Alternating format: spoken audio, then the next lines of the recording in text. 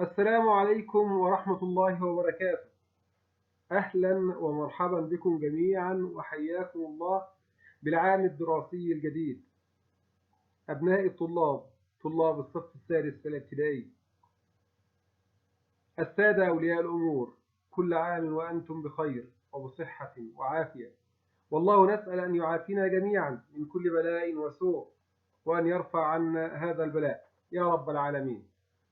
ولنعلم جميعا أن بقوة البداية تكن روعة النهاية، وإن شاء الله نبدأ العام الدراسي الجديد بهمة عالية حتى نصل إلى النتائج المرجوة إن شاء الله. فلا بد أن نتكاتف جميعا حتى نحقق أحسن النتائج إن شاء الله. معكم مستر السيد الإمام، معلم اللغة الإنجليزية بمجمع شباب الفهد التعليمي المسار الدولي، تدريس مادة سوشيال، المشرف الأكاديمي مستر محمد إبراهيم. Now let's start. As you know, our book consists of 6 units or has 6 units. All units have the same shape. This is a shape of unit 1. We study 3 in the first term and 3 in the second term. Okay, table of contents. Unit 1, Unit 1, Unit 1, History of a Nation. History of a Nation. History بمعنى تاريخ. History of a Nation تاريخ أمة.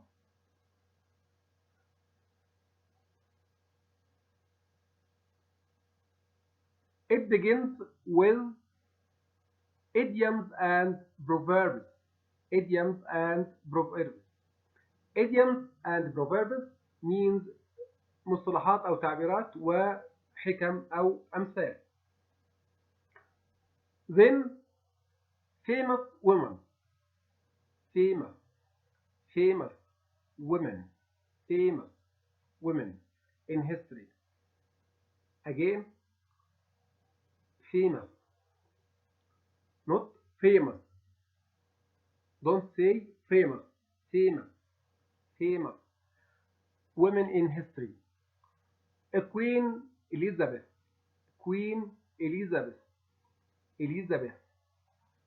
As you know, last year you studied famous men. Okay. And then there are 3 lessons and followed by practice exercises. Lesson 1, Prophet Muhammad, peace be upon him, صلى الله عليه وسلم. Prophet Muhammad, النبي محمد صلى الله عليه وسلم. A practice exercise. Lesson 2, the beginning of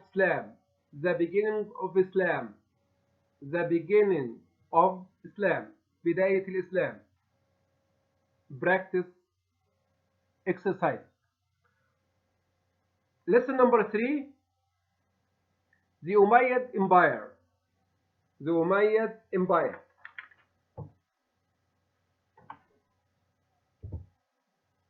الدولة الأموية أو الإمبراطورية الأموية. A practice exercise. Lesson 4, the Abbasid Empire. اللي هو الإمبراطورية أو الدولة العباسية. And then followed by a practice exercise. Lesson 5, the Ayyubid Empire.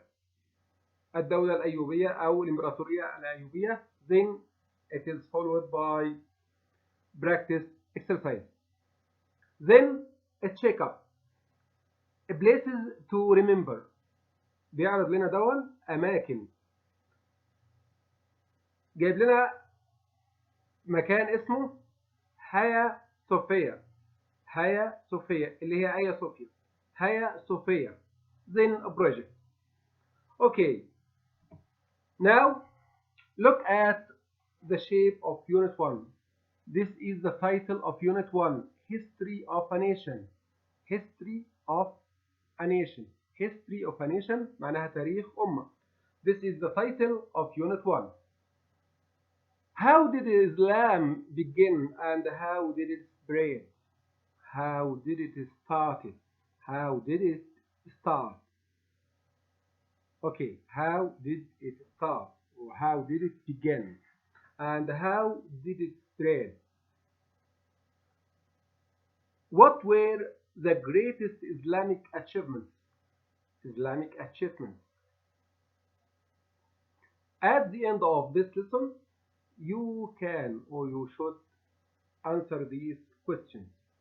How did Islam begin and how did it spread?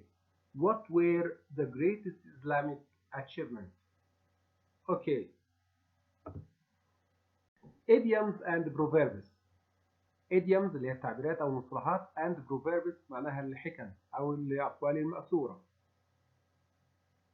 Number 1, have a bee in one's bonnet. Have a bee in one's bonnet. Number 2, blood, sweat, and tears. Blood, sweat, and tears. Now look at these pictures. What do you think they are about? What is your impression about this picture? Okay, let's start and see. Number 1, have a bee in one's bonnet. نشوف المثل ده بيتقال امتى او بيتقال لمين. A person who believes in a certain concept or idea will be determined to reach it, whatever the difficult or hindrance he or she faces are. A person who believes in يؤمن به a certain concept or idea بمفهوم أو فكرة will be determined to reach to whatever the difficult or hindrances he or she faces. مهما كانت يصمم ان هو يصل الى مبتغاه مهما كان صعوبات او عوائق بتقابله. A trouble should not divert us from our goals, even if we take more time to achieve them. Sorry, it is extra. Okay. This proverb is said in another way. Have a bee in your bonnet. Bonnet ده نوع أو a kind of hat، نوع من القبعات. فبقول لك لما أجي أقول لك إيه يعني خلي نحلة في قبعته على أساس إن هي تخليه دؤوب في عمله. ودايما إحنا بنعرف إن النحل لا يكل حتى يصل إلى مبتغاه. A person who believes in a certain concept or idea اللي يكون دايما مؤمن بحاجة ده بيحاول يوصل لها إن شاء الله. واللي يقول لك trouble should not divert بمعنى يحولك. ما تخليش المشاكل إن هي تلهينا أو تحولنا عن أهدافنا أو تحولنا عن أهدافنا مهما استغرق ذلك من وقت. Okay. Number 2, blood, sweat, and tears. Blood. What's the meaning of blood? When you cut yourself, you see blood. Sweat. When you run quickly for a long time, you will sweat. And tears. Sweat معنى يعرق. And tears. When you cry, you can see your tears اللي هي الدموع. Nothing comes easy اللي احنا بنقول عليه مفيش حاجة بتيجي بالسهل. Everything requires effort and hard work to reach the final destination. Destination destination بمعنى المكان المقصود، اللي احنا بنسميها آخر محطة أنا عايز أوصل لها. Nothing comes easy. Nothing comes easy. Everything requires effort. Effort مجهود. And hard work. Hard work بمعنى عمل شاق. To reach the final destination. للوصول إلى الجهة المقصودة. Okay. Even great wars were not won without hardship. حتى الحروب ما فيش حد بيقدر يكسب الحرب أو يفوز بالحرب بدون hardship بمعنى صعوبات. hardship صعوبات. Life a difficult journey. Life is a difficult journey. Sorry, life is a difficult journey, and difficulties are what we always encounter on its road. Even great wars is the opposite of peace. عكس السلام اللي هو الحروب. were not won بمعنى يفوز without hardships مشاق أو صعوبات.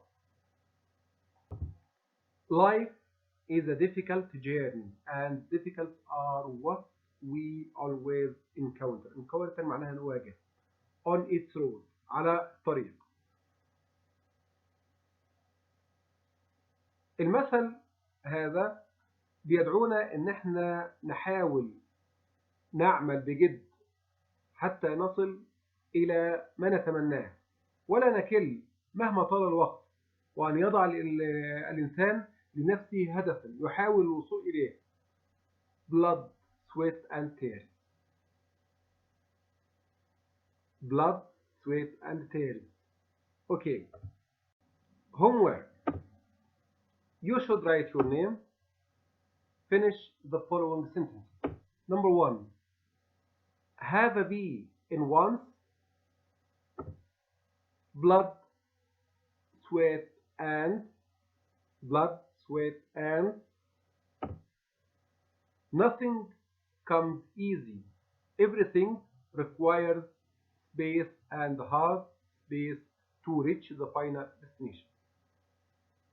You should read the summary of this paper, of this sheet, and you will find the answer to these questions. Thank you very much.